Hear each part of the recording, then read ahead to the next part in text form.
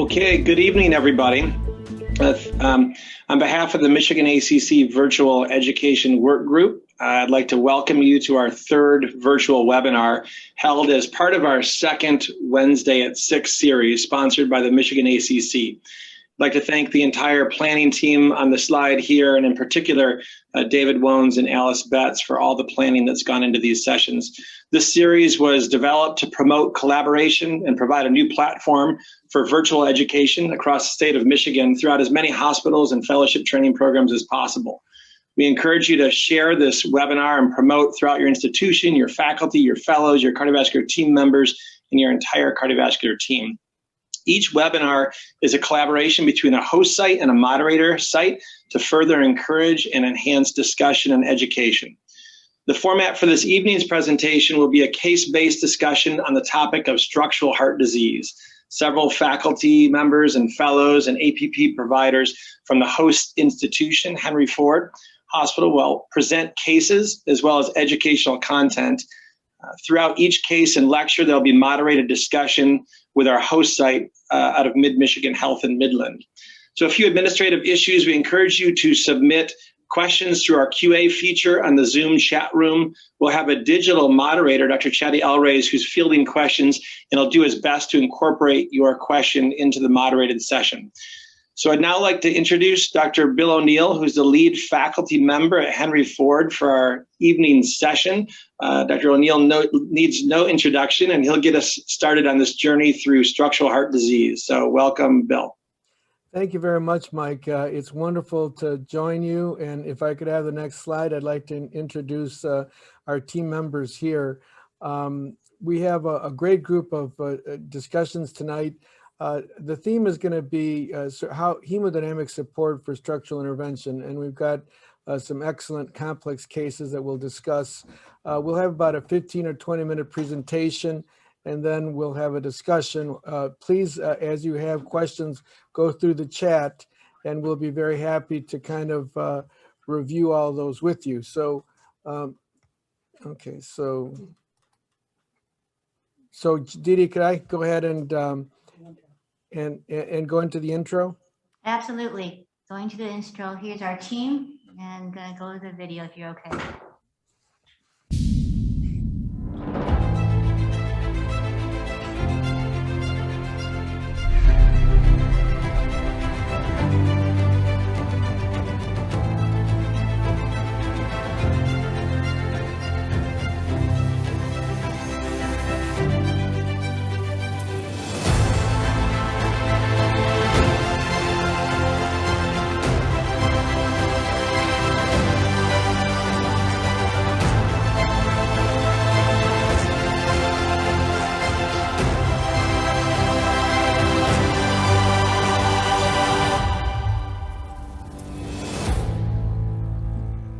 Didi, would you mind going back one slide for us? Also, I'd like to introduce Andy Boguszewski, who was, we helped train in TAVR years ago, and he's a phenomenal operator who now is helping to run the structural program at Mid-Michigan. Marvin Eng is one of our key operators. James Lee is a wonderful imager that's going to be presenting. Brian O'Neill and Pedro Villablanca, two of our structural interventionists. Of course, Didi Wang, who's doing all the imaging and running the slides today. Jay Gibbs is a wonderful fellow, and he's going to be going up into practice in the Traverse City area. So welcome to Michigan ACC, Jay, and I think it's going to be a lifelong learning endeavor for you to be involved with the college. Mohammed Kintar is also our structural fellow, and he's going to be heading the program at Sparrow. So again, Mohammed, welcome to the Michigan ACC, and I think you're going to enjoy being part of this amazing brotherhood here in Michigan. And then Tommy Vitiglio is our physician's assistant, and he will also be presenting cases. So let's go ahead and go with the first slide of VA ECMO, and we'll have Marvin present the case. Great, thanks for the kind introduction. Dr. Gibbs, Dr. Lee, and I collaborated on this case together.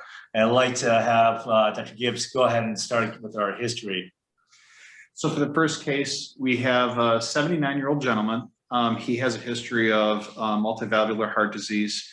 and including prior aortic valve replacement. He has a 27 millimeter trifecta valve that was placed in 2012, complicated now by severe aortic regurgitation. He additionally has severe mitral regurgitation, moderate to severe tricuspid regurgitation, as well as AFib, pacemaker placement.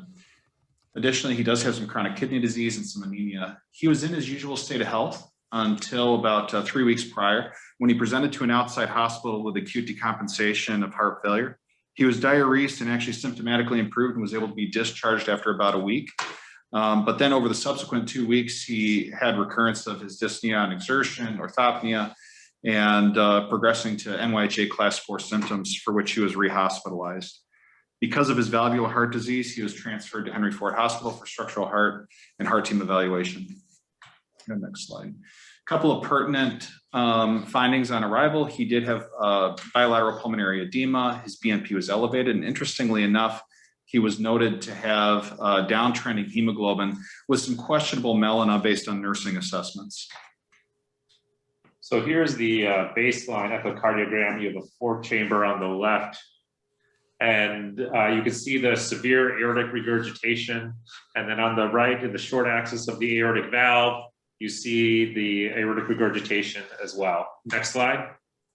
And here on the right, you can see the rapid pressure deceleration consistent with severe aortic regurgitation with the pressure half time between 150 and 180 milliseconds. Here's the CT angiogram in preparation for TAVR. On the left, you see the femoral access, which is adequate for all of our current femoral access sheets. And on the right, you see the coronary heights of the left main and right coronary artery, all of which are adequate for the no risk for coronary obstruction during this case. And then there you see a little bit of an aneurysm under the left coronary cusp that shows some additional area that may be a risk.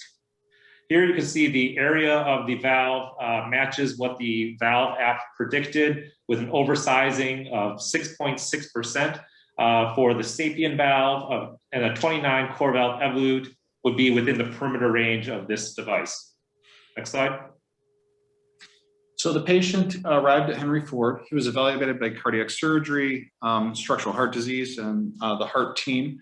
Additionally, GI was consulted for evaluation of the anemia, given his future needs for periprocedural anticoagulation. And he was admitted for diuresis due to his congestion. On the 7th day of his admission, the patient was noted to have a uptrending creatinine, and so he was sent for right heart catheterization, given concern for cardiorenal syndrome. And the findings are really not that surprising. He has biventricular heart failure. His cardiac indices were adequate, but given that he was nearing TAVR, they were planning on doing TAVR the next day, we wanted to be conservative, and so we held his diuretics and sent him back to the floor pending endoscopy. The next day, he went for EGD, which was negative for any active source of bleeding, and GI cleared him for anticoagulation. However, on returning to the floor after the procedure, he had clinical decompensation. He developed hypotension, dyspnea with tachypnea, and he had a new lactate elevation to 3.8. So he was urgently sent to the cath lab for right heart catheterization, which actually showed worsening of his biventricular heart failure, and his cardiac indices were dropping with bad right ventricular function as well. So here on the left, you see the baseline echocardiogram that shows normal systolic function. And on the right, you see the LV systolic function has decreased, and there's progressive LV dilation with the cavity dilating from 5.5 to 6 centimeters. And this is over the span of just a few days. So Bill and Andy, so we're at a crossroads right now. The patient's having worsening hemodynamic embarrassment. His wedge pressure went up from like 24 to 38 in a very short amount of time. And his, PAPI, his pulmonary arterial pressure index, is less than 1. So he's got pretty bad biventricular heart failure. At this point, we entertain medical management, hemodynamic support. So I'd like to hear some thoughts from our panel as far as what's kind of the next clinical step here.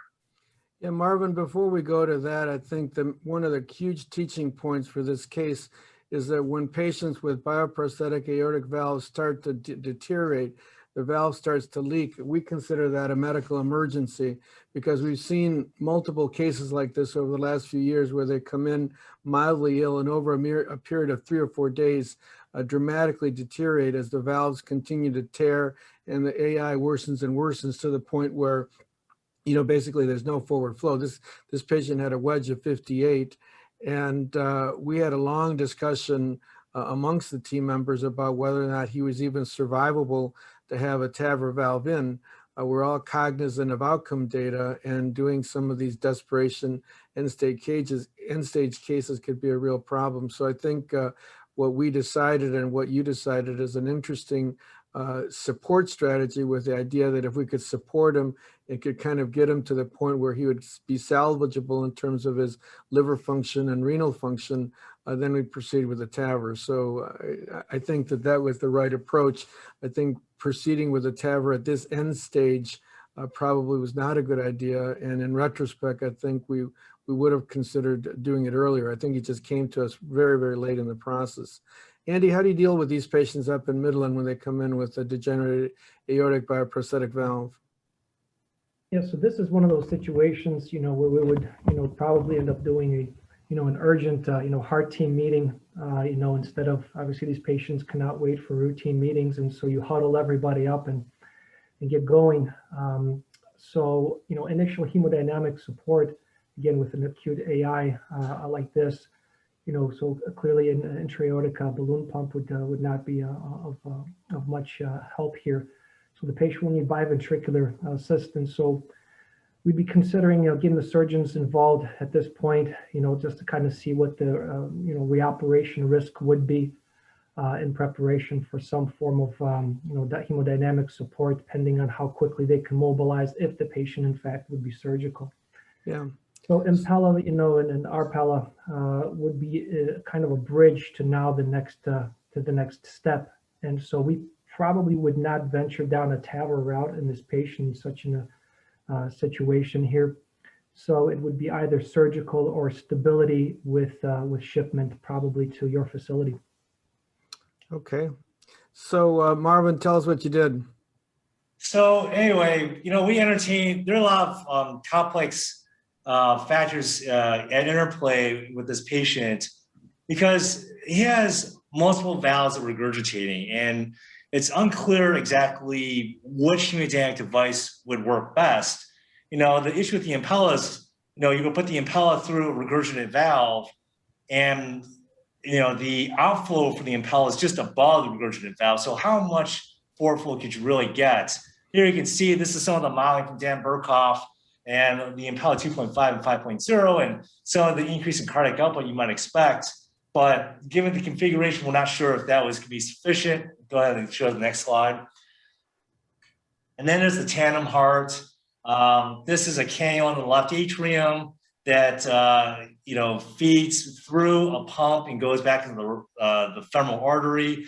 And because you're pressurizing from the into the arterial system, you know, there's a concern that you might make the aortic insufficiency worse. And because this patient has such bad RV failure, which really helped the RV enough. So we weren't sure if that was the right configuration either. Next slide. And of course, there's ECMO. And of course, we know that ECMO takes blood from the venous system and goes back into the femoral artery. And it doesn't unload the left ventricle.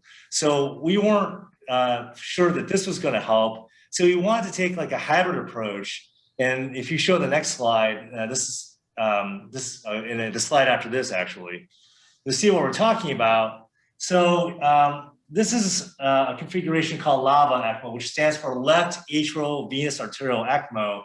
You know, and there's a large cannula made by Edwards. It's called the VFEM024. But the bottom line is it has like a 30 centimeter length of fenestration. And what you can do is you can perform a transeptal puncture, introduce the cannula into the left atrium. Because it has a long fenestration, it can withdraw blood from both the left atrium and the right atrium, thereby unloading both the left and right ventricle, venting both, you know, pumping it through an oxygenator with a pump and feeding it back into the femoral artery. And we just felt that because of the complexity of his valvular regurgitation in multiple positions, that this was going to be the best for him. Go ahead and show the next slide. So to accomplish this, we used intracardiac echo. We performed a transseptal puncture, introduced a stiff wire. In this case, this is an 035 Safari wire, and performed atrial septostomy. You can see on the intracardiac echo films, introduction of the stiff wire, the balloon dilation of the atrial septostomy. And in the upper right panel, you can see there's a large fenestrated cannula being introduced into the left atrium. And you can see this fenestration length is very long and spans across the septum into the left and right atrium. Next slide. So when you're done with the case, you'll see that we have a venous cannula in the right femoral vein. There's an arterial cannula in the left femoral artery. It's an 19 French cannula. There's an antegrade reperfusion sheath, which is kind of our standard of care. And it's being fed through a side port from the arterial cannula. And of course, there's a sheath that's being used for the intracardiac echo. Next slide. What was very interesting about this case is the pressurization of the left atrium was so great that a large proportion of the blood being withdrawn from the cannula was oxygenated intermittently, and which we think went with his cardiac cycle. Next slide. So you can see these are the trends of these hemodynamics. With the introduction of the LAVA, there was a precipitous decrease in the central venous pressure, a concomitant increase in cardiac output. And with the increase in cardiac output, you can see there's a pretty significant drop in the patient's serum lactate levels. On the right side, you can see the pulmonary artery pressures decreased significantly with introduction of LAVA, and the patient was hemodynamically stable, perfusing very well, making a lot of urine after the ECMO. So James, why don't you tell us a little bit about the appearance of the ECMO cannula on TEE? Right, so this was the transesophageal echocardiogram, and on the left panel, you can see the inflow cannula traversing from the interatrial septum from the left atrium to the right atrium. And on the right, you can see with color the flow through that cannula really robustly. Next slide. And then here on the left, you can see the TE at the beginning of the case, immediately pre-TAVR. In the middle, you see the TAVR valve being deployed. And on the right, you see post-TAVR, where you see just a little bit of mild to moderate posterior eccentric paravalvular leak, but most of the central leak has now been eradicated. Excellent. So what we saw after the valve implantation was the patient had a pretty robust cardiac output index while still on ECMO, the LAVA ECMO, and we resolved that we could decannulate at that time. So we removed the arterial cannula using an 18 French manta. We per-closed the antegrade stick and used balloon tamponade to assist with the hemostasis. And after cannulation, the patient's hemodynamics were still very robust. So clearly bridging with LAVA ECMO and giving the patient a competent aortic valve really did a significant amount of good. Next slide. Thank you very much, Marvin. That's an absolutely spectacular case, and we really appreciate you reviewing that for us. Andy, do you have any comments on the case? I mean, just a phenomenal case of thinking outside of the box. It's really good to see these kind of, even knowing these kind of availabilities of these even the tubing. I mean, this is quite innovative stuff, and just amazing case. Yeah, I think Marvin, you and your team are to be congratulated for venting the left ventricle through the left atrium. Very innovative. And also bypassing the right ventricle because the patient had severe RV dysfunction as well as LV dysfunction. So I think that really obviously accomplished an enormous amount. And I think it'll be important for all of us to recognize this as an approach that really kind of is a new frontier for the use of mechanical circulatory support. So I want to thank all the three of you for a great presentation, and we'll go on to the next case. Okay. In the interest of time, we will have time towards the end for other questions from the chat room, but I think we'd like to try to go ahead and go forward. So a very interesting title. Did something pop? Pedro Villablanca was the operator, Dee Dee Wang's the imager, and Tommy Vitiglio, who's our wonderful physician's assistant, is actually going to have the case presentation. Next case, next slide. Tommy? All right, so this next case is a 70-year-old male with a past medical history of hypertension. He presented to an outside hospital with complaints of chest pain and shortness of breath that has progressively gotten worse in the last week. He went to the ED, and that's where he was found to be diaphoretic, hypotensive, tachycardia, and hypoxic and febrile. On exam, he was found to have a new 4 out of 6 systolic murmur and a bilateral rails to all the lung fields. His chest X-ray showed pulmonary edema, and his EKG showed SC changes in V2 through V4, which was suspicious for posterior MI. His troponin, BNP, lactate, and creatinine were elevated, and then he had a bedside echocardiogram that showed a flail posterior belt leaflet with severe eccentric MR and a mild basal inferior lateral wall hypokinesis. Next slide, please. So at this time, the patient was started on a heparin drip, DAP, statin, and a diuretic and high flow oxygen, and then he was transferred to our hospital. When he arrived at our hospital, he took him down for the cath lab to get a right heart cath and left heart cath. And the right heart cath showed that the patient had elevated pulmonary pressures with a V wave of 40. It was around this time that the patient had refractory hypoxia and he was emergently intubated.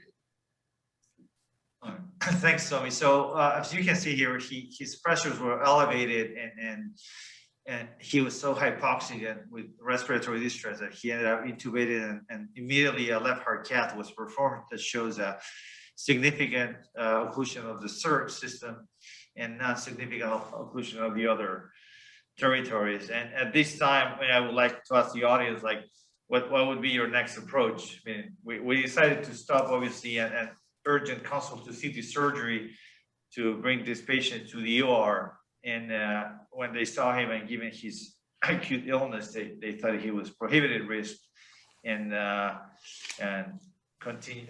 They told us to proceed with percutaneous options. So drug-eluting stent was placed in the circ, assisted with an impella, and then he was transferred to the CCU to continue management. You know, Pedro, it's really interesting that these cases, that circumflex is not a massive vessel, and very often we see these small OMs that cause papillary muscle rupture, and so the patient really is completely hemodynamically out of bounds compared to the coronary anatomy. His right coronary, his left and LAD are fine. He's got the circumflex, which shouldn't give him shock. So a lot of times they present to the cath lab like this before you get the echo, and then you're wondering what the hell is going on. So you always have to think about VSD or acute MR in these cases. So it's great you did a right heart cath and you had all that data in hand. I didn't see the oximetry, but you always want to check the oximetry. So if the patient's shocky and the PA SAT is 85 or 90, then you have to really think about VSD also. Right. Go ahead. So a TE was done given the echo findings, and what you can see in the far left screen is that there was more than a flail leaflet. There's actually a papillary muscle rupture of the posterior lateral wall, and that actually caused the P2 segment to be flail. And if you look on the far right image, there's a huge coando effect of the MR going all the way around the left atrium. What was most impressive was the patient's PISA, which we'll get to after this slide. But Pedro, you want to talk about the clinical status? Right. So we confirmed the suspicious, and this patient was in the ICU, intubated on an impella. And however, believe it or not, after we optimized medical therapy, we were able to win pressures. Actually, we started on an afterload reduction. But even that, like, he was still on FiO2 100%, setting 85 on an impella maximum support. Patient was awake following commands. And we thought at this time he was more stable. To reconsult surgery to see if they would consider again mitral valve repair.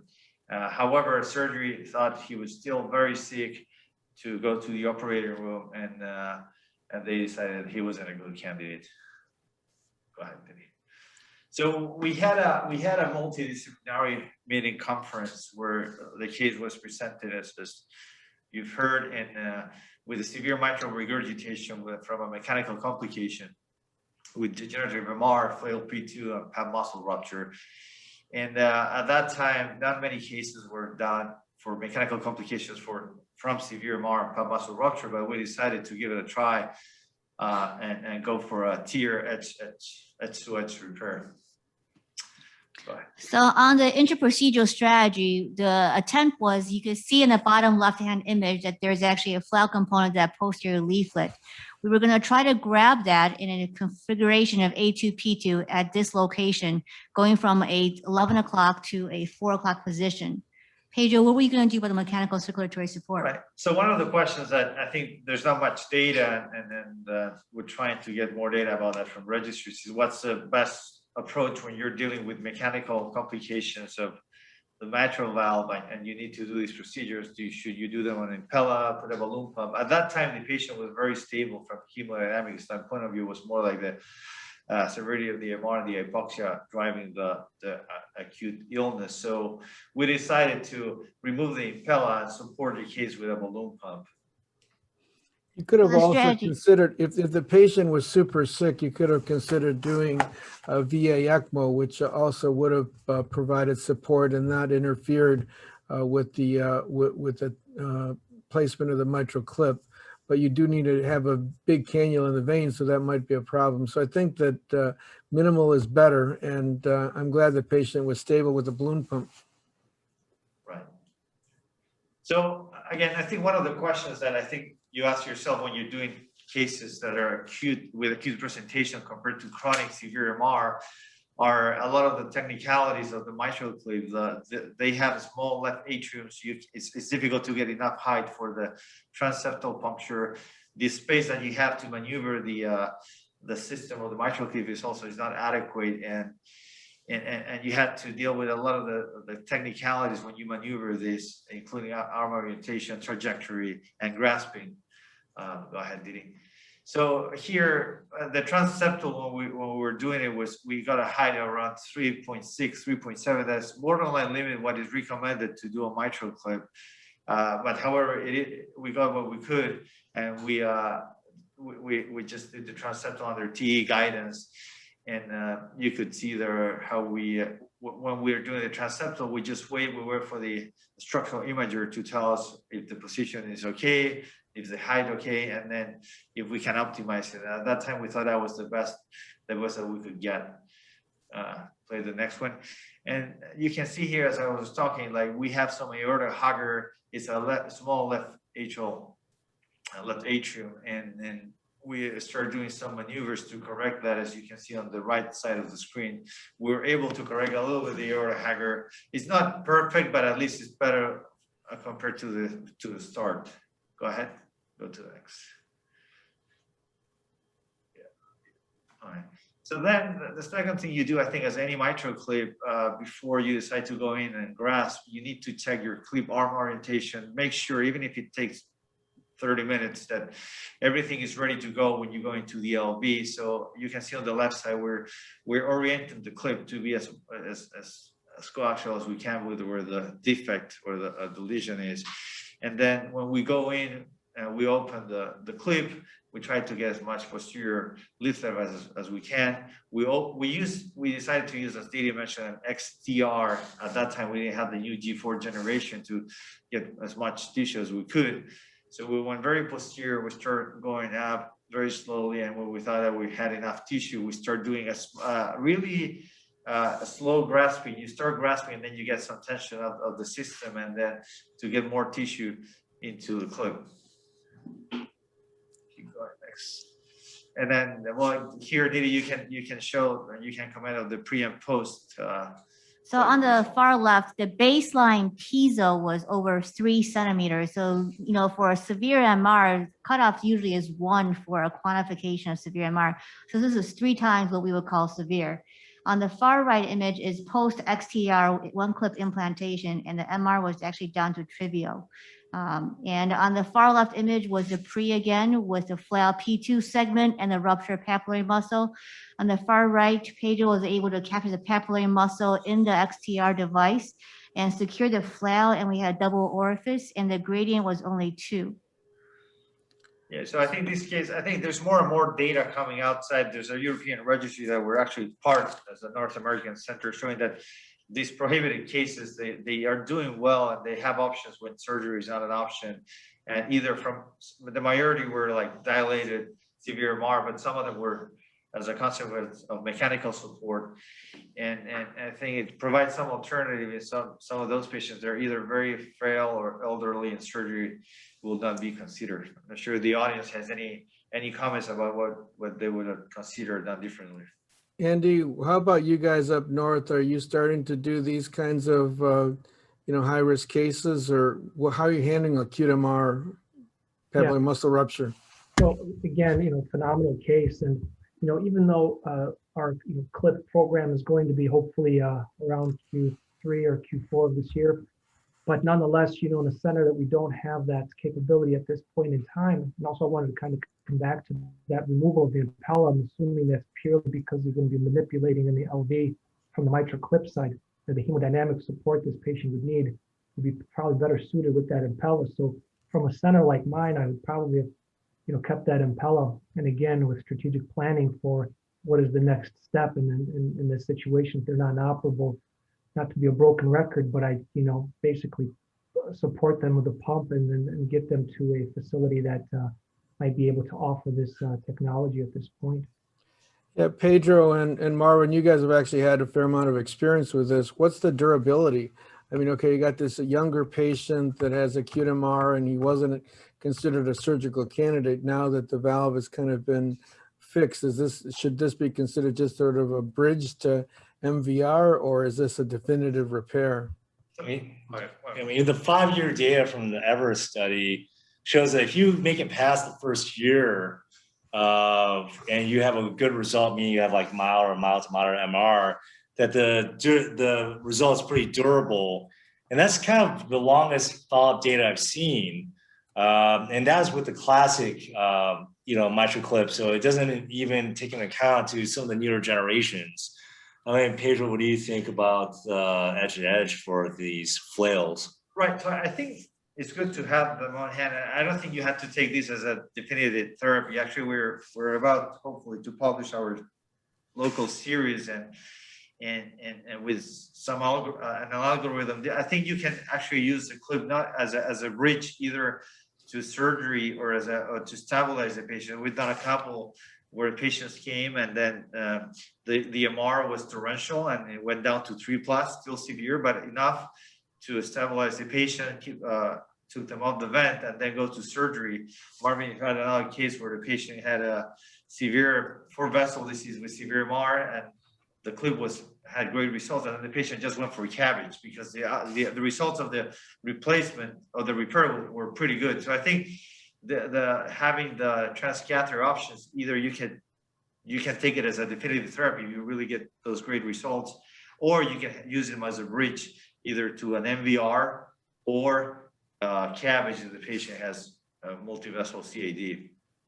Yeah, the thing with mitral valve replacement, we have the M3 device that is available from Edwards, but that's still on a protocol and it requires an intact chordal apparatus, so that wouldn't work for this. I mean, theoretically, the patient could have a tendyne valve, but he's probably got a small ventricle, so it's really going to be difficult for him to fit that even down the road. And then I think there'd be a risk of LV outflow obstruction. The Evoke valve is going to be available also, and that's going to be a bunch of clips that are holding on to all of the leaflets. So that might be available down the road. But I think right now, if you can clip it and at least stabilize, and I think that would be a great strategy. It's going to be interesting to follow these patients to actually see how durable these results are. If there are any questions, please feel free to go ahead with the chat. Meanwhile, I'm going to then turn the program over to Brian O'Neill, and he's got a very fascinating new technique that they've developed. Who is going to present? All right. Yes. So we're going to present a very interesting case about an aspiration of a large mobile aortic arch thrombus using the AngioVac system, actually utilizing transcatheter access. Our patient is a young female. She's 55 years old. And she's actually pretty healthy. She has no cardiac history. Her other issues include former smoking. She stopped smoking about 2 years ago. and she has hypothyroidism, and she's really on minimal medications. Interestingly, she presented to outside hospital with acute left upper extremity ischemia, and she was found to have an occluded brachial artery that required emergent surgical thrombectomy. The patient actually recovered very well from the surgery, and she was discharged home on Eliquis. Despite being on Eliquis, she couldn't make it to her follow-up to complete her workup for why she had the embolus in her left upper extremity. She presented again to the same hospital with left cerebellar stroke, complaining of dizziness and posterior circulation stroke. She underwent evaluation, and she was sent us for further treatment after they found a large thrombus in her aortic arch next to the left subclavian origin. So this is a transesophageal echo live 3D showing the aortic arch. And what you see in the big image is there seems to be injury at the base of the aortic arch on the posterior aspect. And attached to that portion of nidus is this humongous clot that's actually just kind of like floating in the aortic arch and very, very mobile. So CT was done for transcatheter planning for retrieval of this aortic arch using the AngioVac system. On the left, you see a contrast-enhanced CT using a TAVR protocol looking at the femoral vessels. And what comes to eye is that both femorals on bilateral access site were under 5 millimeters and were not going to be sufficient in size for actual mechanical circulatory support. On the far right, what we did was we also looked at the access site from the femoral head, from the left and the right iliacs to see which distance was going to be the shortest and closest to the clot. And the left iliac axis, the clot was measuring about 440 millimeters, which we were trying to figure out was the sheath length for the AngioVac system. So Dr. O'Neill, turning it over to you. We did a transcable analysis and found that the body of L3 was actually a site that actually could be penetrated without any surrounding calcifications and would be a safe access for doing transcable if needed because of the femoral access. So this was a we had the benefit, unlike the cases before, that we had a little bit of time to actually plan this out. And I think in these really complicated cases that you really can't get enough opinions in terms of what we should do. So we spoke with our surgical colleagues, and there was obviously the surgical option, which was to go in and actually open the aorta, take out the clot, and then repair the aorta and stitch it together. Obviously, we were a little hesitant to do this. The patient obviously wanted to find other options which would allow her to avoid surgery. So, Brian, can you get forward to the microphone a bit? It's a little difficult to hear you. Thank you. So when we had ruled out a surgical approach, we then went on to think about some of our transcatheter options. And this, again, is where really the imaging expertise and the expertise of having a lot of great minds around was very, very helpful. So as Dr. Wong had mentioned, the patient's peripheral access really precluded any sort of direct arterial approach to get to this clot.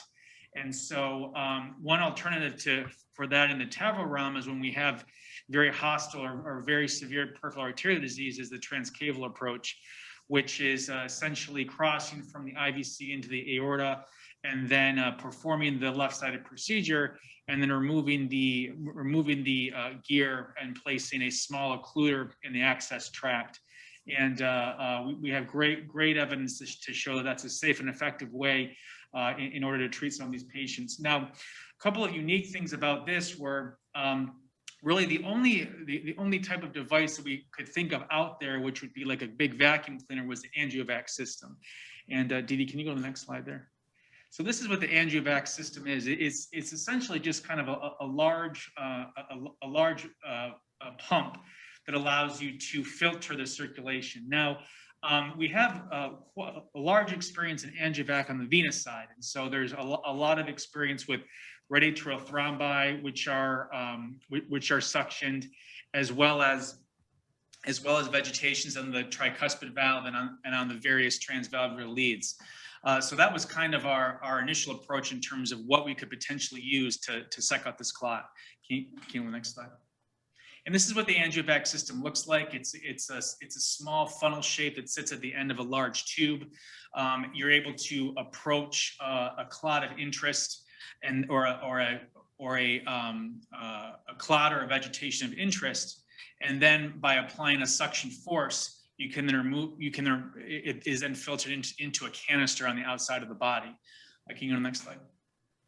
Now, as we talked about, we have a fair amount of experience on the venous side with angiovac system. However, experience on the arterial side is very limited. So as Dr. Wong pointed out, we had a couple of important dimensions we had to think about. So first of all, the cannula is about 72 centimeters in length. So this will allow you to reach the distal portion of the aortic arch in most patients. However, going beyond that, you likely are not going to have enough room. So the first important measurement for us was what is the length of the clot from the venous access where we would place the large sheath. And as Dr. Wong pointed out, that was about 44 centimeters. So we knew then we had enough working length. Question number two was, well, how big of a sheath do you actually need to perform this procedure? So you need a 26 French gore dry seal to be able to place this cannula through. So that is obviously a very large sheath, and one of the reasons why that going directly from the arterial circulation will be prohibitive in the vast majority of patients. So that's really when the transcaval approach came into play. So the final question for us is, well, what do we do about the rest of the circulation? So as Dr. Wong so elegantly pointed out, the clot was really right at the base of the left subclavian there in the distal arch. So we really were worried about, and given the fact that this patient already had 2 strokes, we were already very concerned about protecting the cerebral circulation. So we at Henry Ford have a very large experience in the sentinel device we perform in all of our TAVRs routinely for cerebral protection. So we decided that in order to protect the brain circulation, we would actually use 2 sentinel devices. We put one from the right side, which protect the right subclavian and the left carotid, and one from the left side. And here's just a kind of a cine imaging of what it looks like. Now, the one on the left, we deployed just the one basket because we wanted to protect the vertebral on that side. And you can see the basket is also protecting the right carotid there. So can you go to the next slide, please? And this is just what, for those of you who may not be familiar with the transcaval approach, this is just kind of a very standard approach that we use. So we have a target that sits in the arterial circulation. We pass an electrified wire from the vein to the right side. We then snare the wire that allows us to place a stiffer wire up into the arch, and that then allows us to pass the large bore sheath. And in this case, it was the 26 French dry seal, which, as you can see, was expertly placed by Dr. Kintar into the arterial circulation. So you can go to the next slide. Again, imaging was key in this case. So what we have here is a great 3D view, and you can see the clot is labeled there, and we have the angiovac lumen pointed towards the clot. Now, the angiovac lumen the angiovac catheter itself can only flex in one direction. So you have to kind of do a push-pull technique and then kind of do a counterclockwise technique on the cannula to actually get it where you need to go. So we were able to get it relatively close. And what we did is Dr. Wong, with her TE probe, actually put the probe right where the clot was. And that was the way for us to really kind of identify exactly where it was. And when we were pretty close, we began to slowly increase the amount of suction that the device provided. And when you get close to the clot and you can kind of feel it go into the catheter, you notice a lot of chatter. And so really very soon after we put the device in, we noticed some substantial chatter. And very soon after, we noticed a small clot that had embolized and been captured in the basket. Next slide. One of the things that we performed is, in order to try to get more of the clot, we actually put a snare through the angiovac catheter. Through the back of the catheter, you can actually put a 6 French guide. And so we placed that allows us to then try to grab the clot with a snare and pull it towards the catheter even more. Next slide. Next one. And here's kind of our final results. So as in many of these cases, it can be challenging to get the entirety of the object of interest which you're trying to aspirate. However, we were able to make a substantial amount, remove a substantial amount of debris in this particular case. If you look at the two slides here, you can see the what it looked like before the angiovac extraction, and then what it looked like after the angiovac extraction. So. And this is another view after the snare has been applied. You can again see the clot on the left-hand side there, and then the small residual clot on the right-hand side. And this is always the most fun of these procedures, is to actually see what you get in the basket. And so you can see here, that's the clot on the left there is what we noticed in the filter after initial aspiration.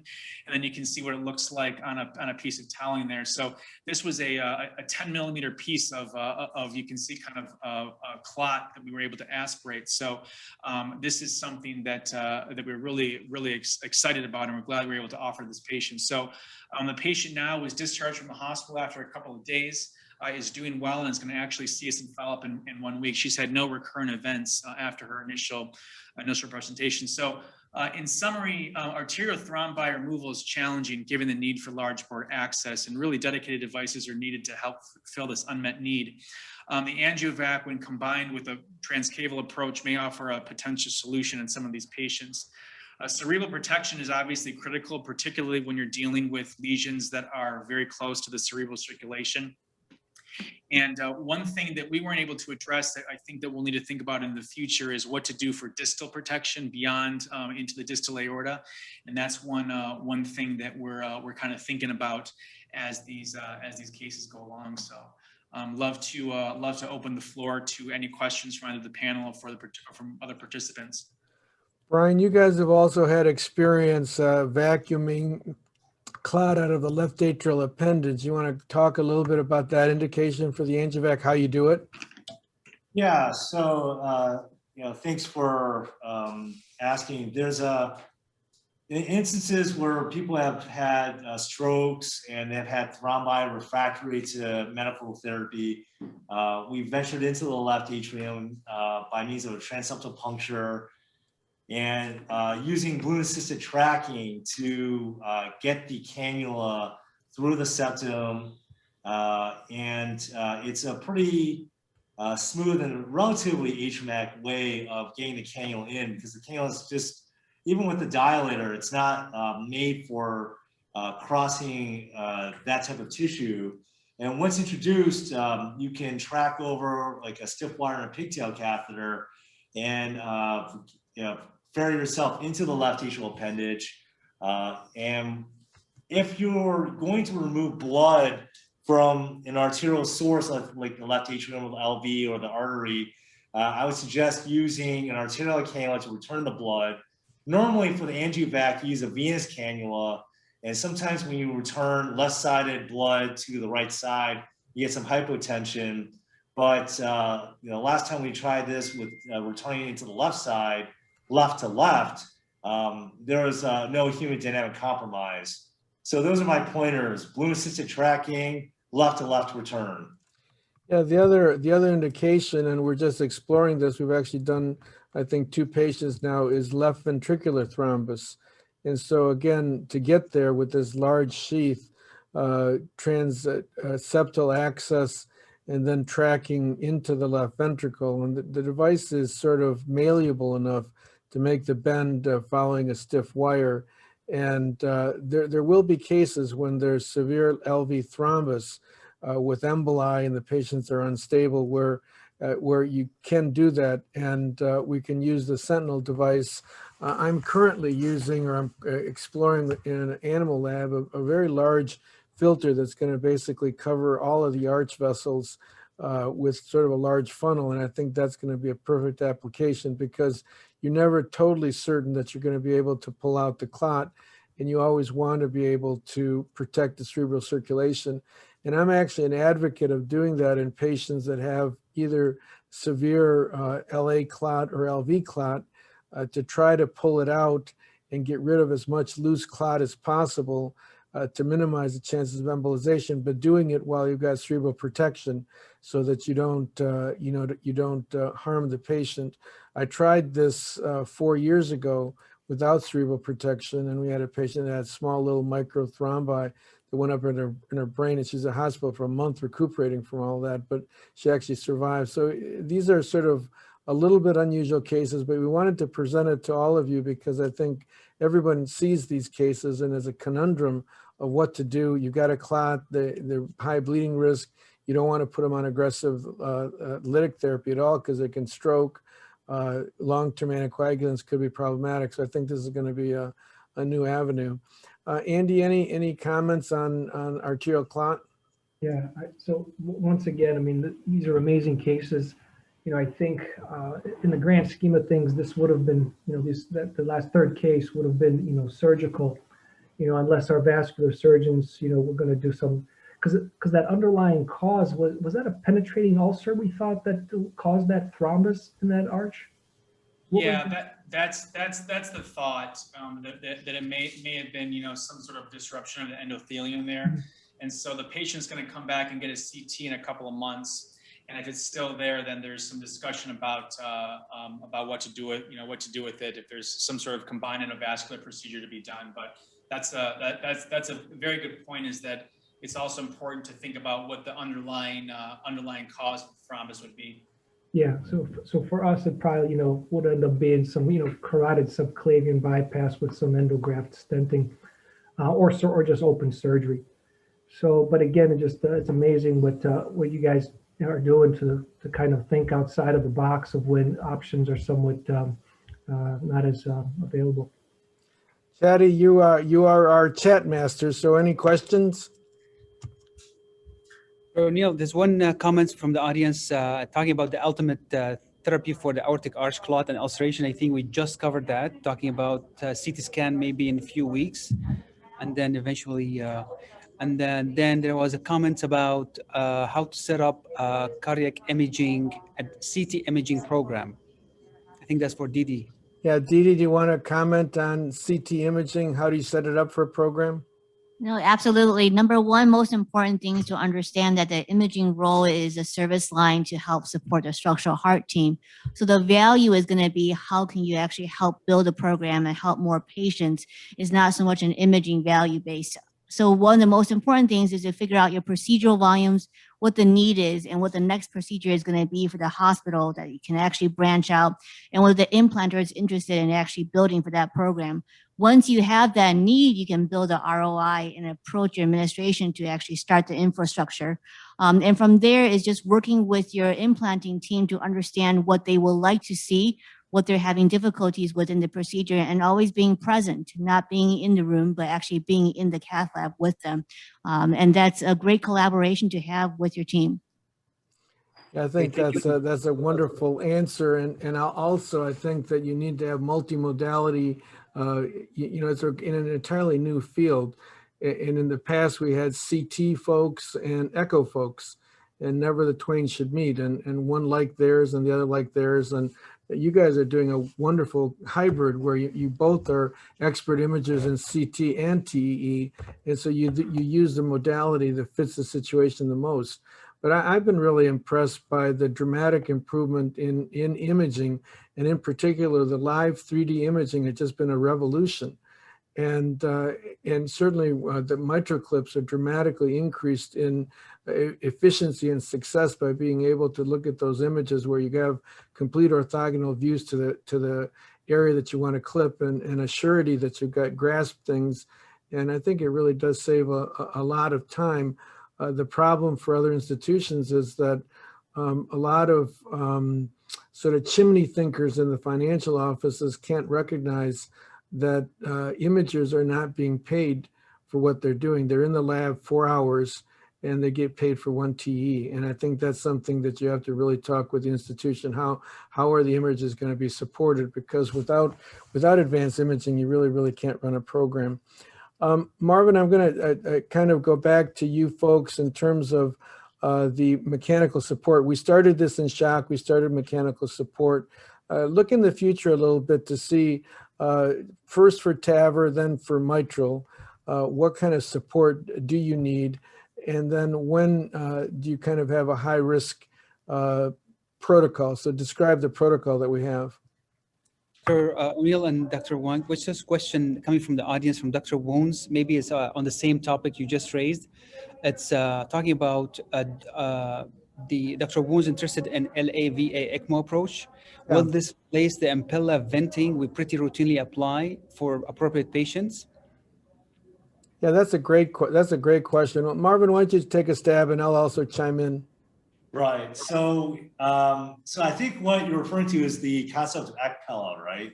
Yeah. So people bypass or support the RV or vent the RV with the ECMO. So you drain from the left, from the venous side, and push blood back into the arterial side. But the problem is the left ventricle doesn't vent, and it takes on a lot of wall stress because it's pumping against arterial blood. So people insert an Impella to then unload the left ventricle. And while that's a feasible approach and it's used globally, it's you encounter a lot of vascular complications because of the multitude of large bore sheets. So that's where some of the inspiration for the LAVA ECMO came from, was the looking for the ability to vent the left ventricle, reduce wall stress, and thereby myocardial oxygen demand of the left ventricle with the cannula spanning the both atria, then feeding blood back into one arterial access, and then there you can support the entire heart with minimizing vascular access. So back to your question, Bill, real quick. If it's just an isolated aortic valve, we found that the Impella does do a great job. It's usually sufficient because it directly unloads the left ventricle. But when you have multiple serial regurgitant lesions, that's where I think this LAVA ECMO may have a bigger role because of what it does for the right ventricle. Because I think the Impella doesn't do enough for the right side.